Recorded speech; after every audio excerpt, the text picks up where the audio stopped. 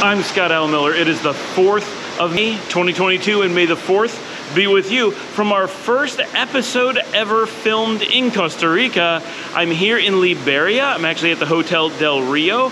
I finally got a chance to start filming in the middle of the afternoon. I'm actually filming this on the 4th. We started this morning at 4 o'clock in the morning in Nicaragua, in Leon. I'm gonna turn around now. I just wanted to show a little bit of the rain. This is the Hotel Del Rio. It is beautiful, and I'm just enjoying that there's some rain. I do have to mention, before I get started, I have no stick for my GoPro today. I am on the GoPro, but I have nothing with me. It was a last-minute decision to even bring the GoPro on this trip.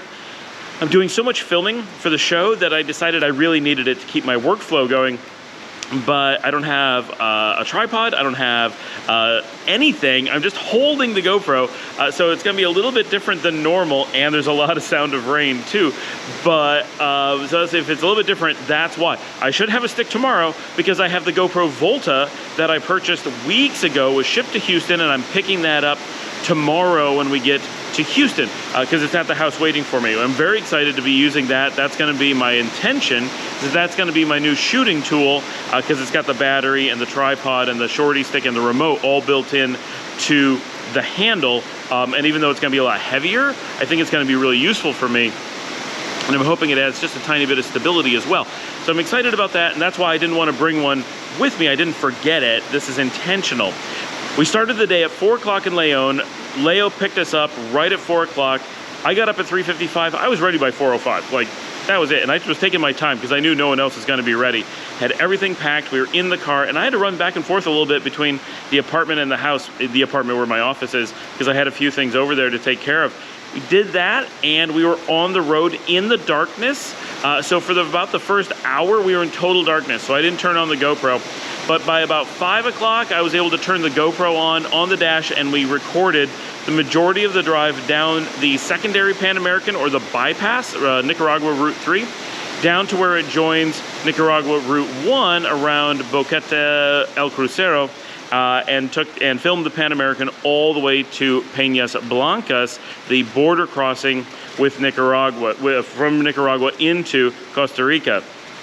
I did not record in Costa Rica today. I'm planning on doing that in 2 weeks when we come back, and that'll go to Drive Warp most likely. I'll show you guys a little bit, but if you want to see that, I'll put it up on Drive Warp, where I put those long hyperlapses from the cars. Those are very cool, but they're different than this channel. But I'm glad I was able to do that today, because it's nice. You get to see some stuff you've never seen, all the way up to the border. Our border crossing was fantastic. Everyone keeps telling us it's gonna be 3 hours at the border. We've heard some horror stories of 4 and 5 hours from things that have gone wrong. We got to the border on the Nicaraguan side, and it definitely took longer to leave Nicaragua than it took to enter Costa Rica. Like, this was not a long process.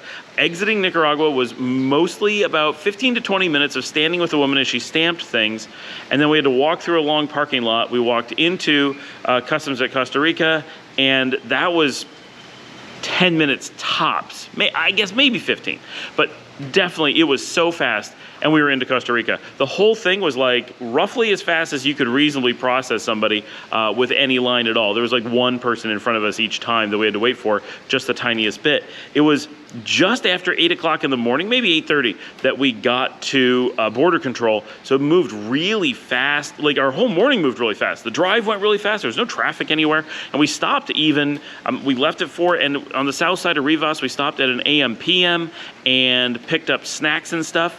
And even doing that, we were able to be at the border that early. I'm just turning around a little bit so you get a different view.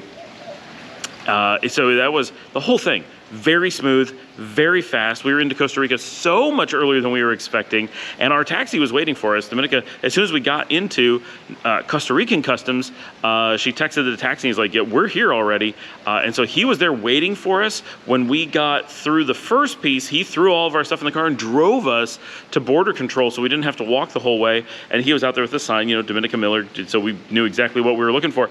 And we just hopped in the car, boom, 10, 15 minutes, and boom, we were on the road. In less than 90 minutes, we were through the Santa Rosa Reserve, which is beautiful. The northern Guanacaste region is a nature preserve and really cool. I mean, it was neat to drive through. There's nothing out there. It's just wide open wilderness, really beautiful, nice drive, good road, all very easy. And then pretty much you don't come out of that much before you're into Liberia, which is the city here, the main city of the Guanacaste. The Guanacaste being the region of Costa Rica that used to be Nicaragua quite some time ago and was annexed. So this is the same region that San Juan del Sur, for example, was the main city of back before the annexation of the southern portion of it. And then the northern portion of the Guanacaste in Nicaragua was absorbed into the separate departamento of Rivas. So today it's known as Southern Rivas, but it used to be the northern Guanacaste. And of course, people there still think of themselves as being the Guanacaste because they were the main center of it at the time. This is more built up later. Liberia is a pretty cool city. Now we're actually in, so I'm going to turn around a little bit more so you can see it. We're actually in a residencia. The Hotel del Rio is located inside of a residencia, the Residencia del Rio, and because the Rio Liberia actually flows somewhere just over there around this development and around the city. So that's what it's named after, and we're inside this neat community, and it's a small hotel here, very nice. Paul has used it when he was traveling back from the States a month or two ago, or three, I don't know, a while ago, and so he was like, oh, this hotel works out really well, so he recommended we come here. But we didn't come straight here. We stopped first at our COVID testing center, which is just on the way. I mean, it's right around the corner, like no time at all. That's only $40 per person to do the COVID testing, and it took only 45 minutes to get the results.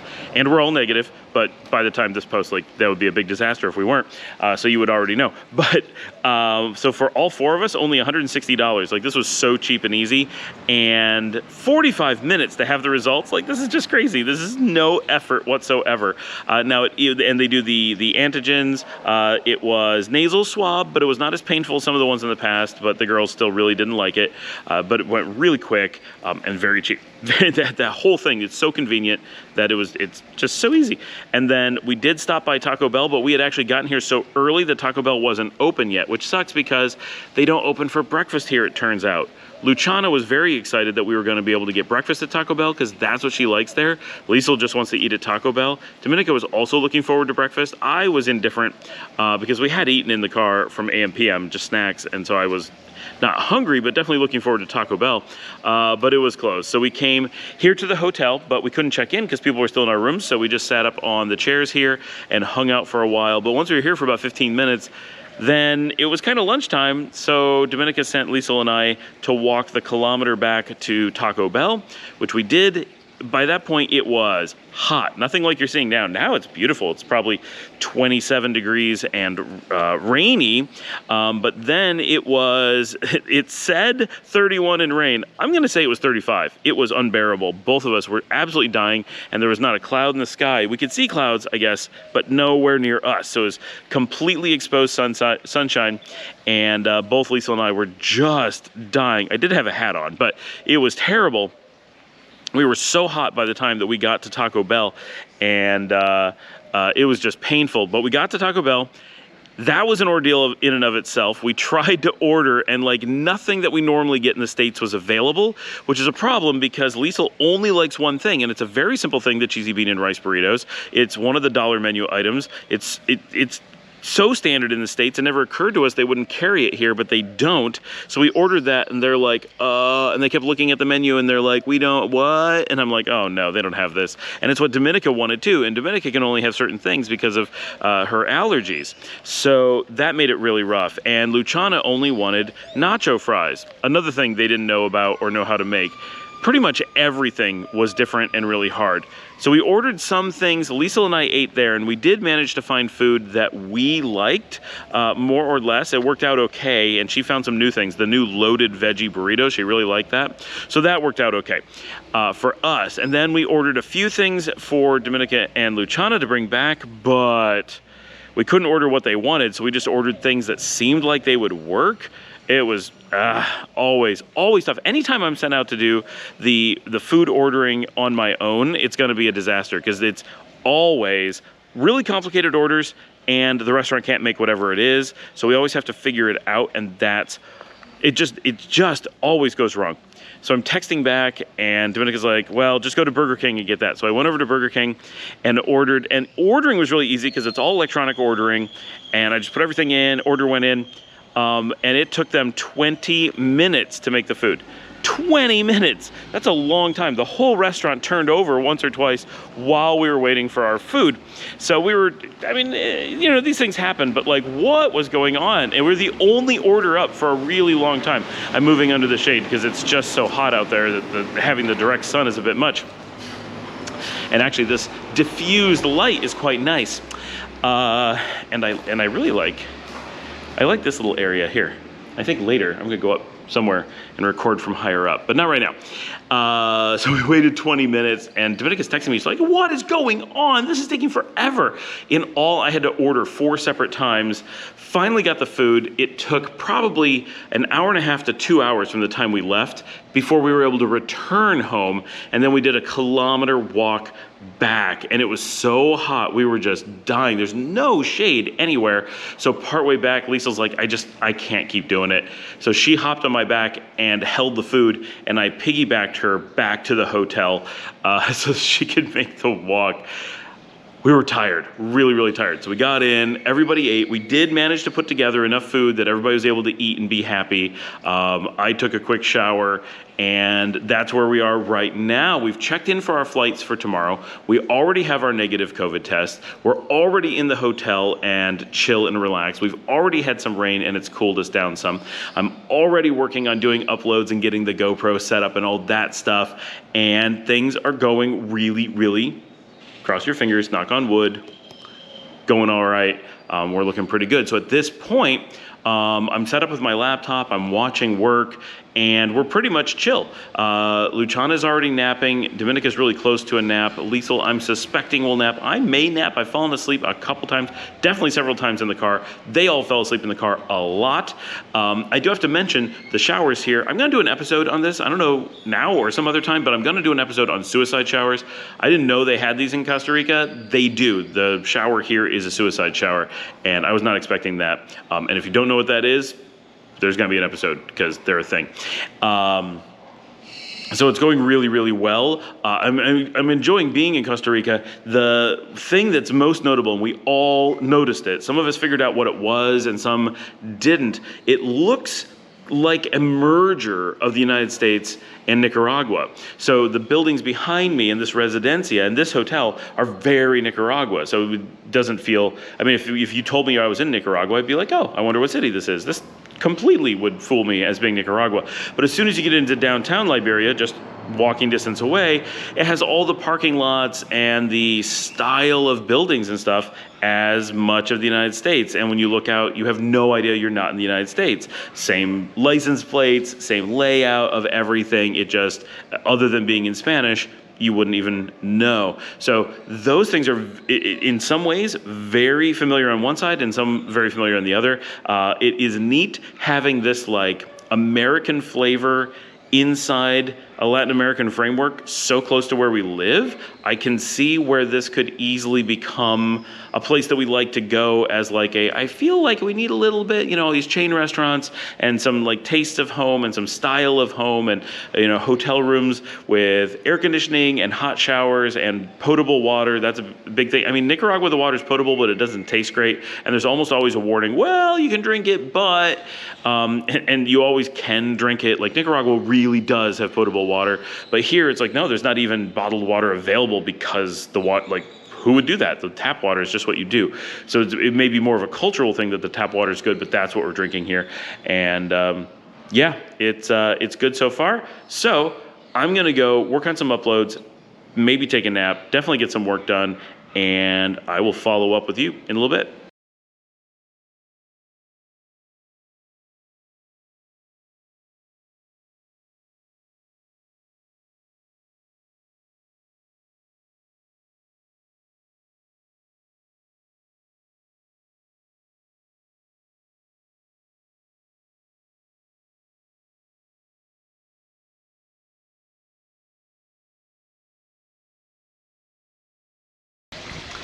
As you can see, I time warped into Houston. We're obviously here now, but I didn't get a chance to do the updates while we were in Costa Rica because we were just really busy, and doing uploads took all evening. We did not have the fastest internet or the most stable internet, but we were at a hotel way out in the outskirts of the city, so I'm not surprised. It was pretty good, all things considered. We spent the evening, I wanted to nap, and I tried, and Dominica woke me up like an easy dozen times or more, and so I gave up because I was getting delirious from nodding off and being woken up. So I gave up on that, and then we had to figure out dinner, and that was about 6 o'clock, and it took us quite a while to actually figure out what we were going to do for dinner because our internet wasn't real stable. So my laptop was working, but our phones weren't, so we couldn't get like Pedidos Ya to work, which is the delivery app used in Costa Rica and in Nicaragua, other than Ugo, which is what we normally use, but down here they don't have Ugo. And so we were trying to do that. We couldn't find menus online. We couldn't find information at the front desk about delivery services. It was very confusing and difficult. So it took us quite a while. Eventually, we were able to figure out delivery. We tried using Uber Eats, which actually called Pedidos Ya, which worked out because Uber Eats would load and show us the menus and the other one would not. So by using that, we were able to make the system work, and we found a creperie and we ordered from there. So the girls all got sweet crepes like banana and strawberry and caramel and stuff like that. I went for a savory crepe and got mushrooms and spinach, which was delicious. I think theirs were good too, but I didn't try them. We did order with silverware, and of course they forgot it, which left us eating with our hands like giant pancake burritos. That was less than ideal. Very messy with crepes. We just had nothing in the hotel room, so that could have been better. But other than that little adventure, the food was good. We did spend hours and hours trying to deal with that this evening because it was such a long walk. And I was going to walk down. I was giving up on trying to find menus online. Nothing was online. Places that did it, we found like an Indian restaurant we were interested in, and instead of putting their menu online like as a web page or even as a PDF, which is poor, but at least it's standard, they did some magazine publishing thing that didn't work, and their website like took you to like outdoor fishing magazine, all kinds of stupid stuff. Like, I can't believe, and this happens in the US too, I can't believe how dumb restaurants are with putting their websites online. Like, this is not hard. Every business does this. Everybody needs to do it. It's so basic and so common, and yet every restaurant is like, well, I don't know how to put my menu online. I don't know how to have a web page with a list of items. So we're gonna, oh, look, a magazine publishing website. We'll throw pictures of our menu onto a magazine form and let people read it like a magazine after they subscribe to a magazine service or something crazy. Why do restaurants get so crazy? This makes no sense. It's like they've never been to the web before. They've never been on a website. They've never eaten at a restaurant. They never wanted to look at a menu. What is wrong with people? I have no idea. Anyway, that was our hours were lost trying to find food. Once we ate, I went to bed. That was about 8 o'clock.